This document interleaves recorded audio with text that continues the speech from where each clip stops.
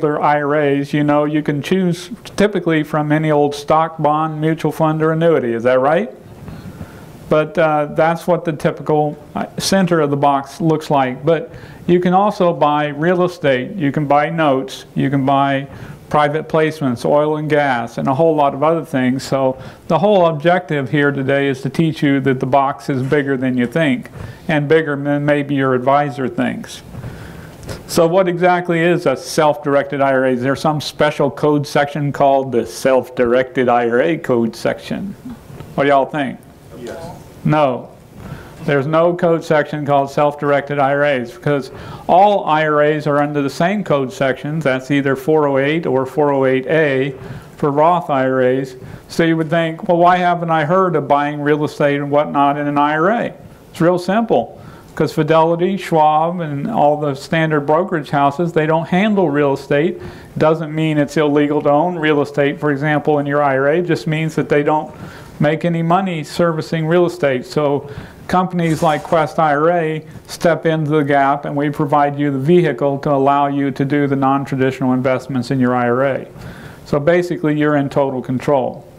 So speaking of the benefits, there's a lot of benefits to self-directed IRAs, and I could go on for quite a while, but I like to say the two things that I like to say are the best benefit are you get to take control of your retirement. Is there anybody in here that's a control freak? Yeah, I mean, tell you the truth, I want it to be so that if I make $1 million, it's my fault. If I lose all of my money, it's still my fault, but at least I'm in control of the process, and I get to invest in what I know best. Now, who's going to guess that? Do you think I know stocks best or real estate best? What do you think? Real estate. Yeah, otherwise I wouldn't be in front of a real estate club, would I, or a group? That's correct. I know real estate a lot better than I know stocks. Nothing wrong with investing in stocks, bonds, mutual funds, or annuities. But this is for the take charge kind of people, the entrepreneurial spirited kind of people, and that's what I believe you are, and that's why I'm here.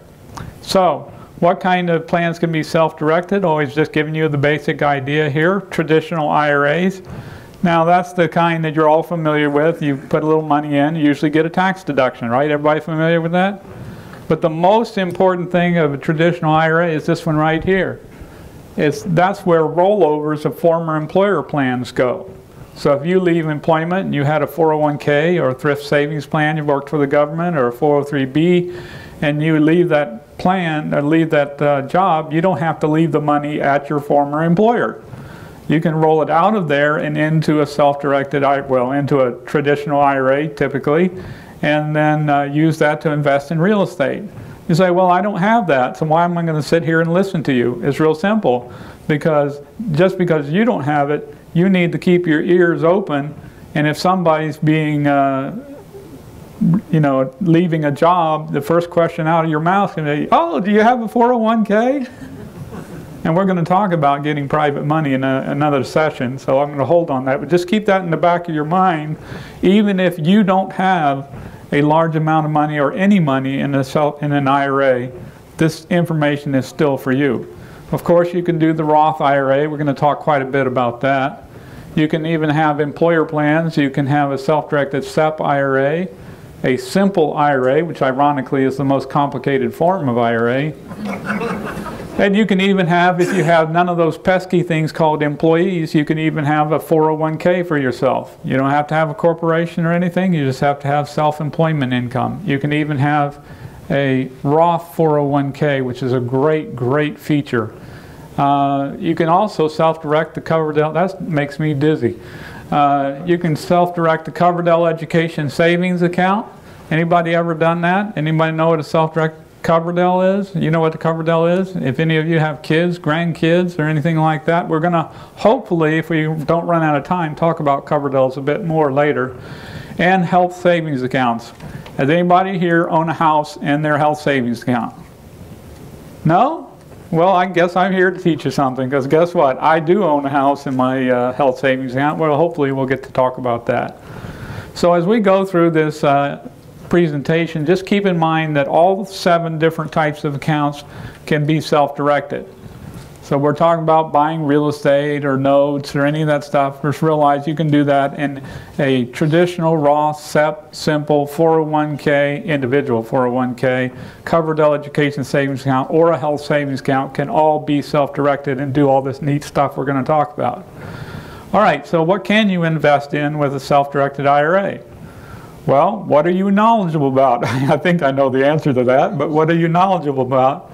Almost without exception, you can buy that in your IRA. We're going to talk about a few restrictions here in a minute, but I know somebody says he's going to invest in taxes. You want to know why? Because it's the only thing that's sure to go up, right?